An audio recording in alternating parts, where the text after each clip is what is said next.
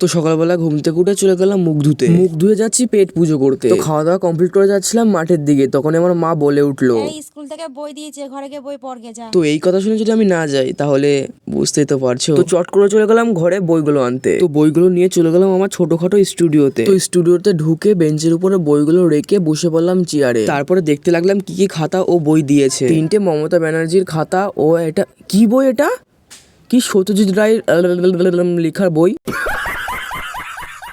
তো এই বইটা সাইডে রেখে তারপর দেখি কি বই রয়েছে। ও এই বইটা তো আমাদের সেই A square B square B square C square মি স্কোয়ার গণিত। তো এই বইটা সাইডে রেখে দেখি তারপরে কি বই রয়েছে। বইয়ে কবে থেকে পাখি হওয়া শুরু করলো।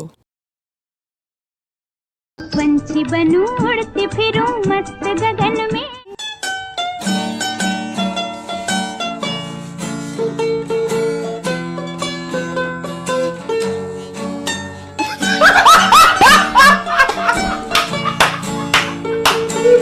তো আমাদের ইংলিশ পাঞ্চি বইটা রেখে দিলাম পাশে। তারপরে রয়েছে আমাদের বাংলা, এই বাংলা না বাংলা বই, খুবই সহজ একটা বই।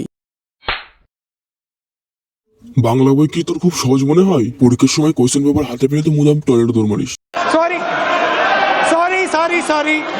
তো বাংলা বই হচ্ছে এটা খুবই কঠিন একটা বই। এটা সাইডে রেখে আমার পড়া শেষ। তো এখন আমার পড়া শেষ, এখন বাইরে গেলেও মা বকবে না, তাই এখন যাব আমি আড্ডা মারতে।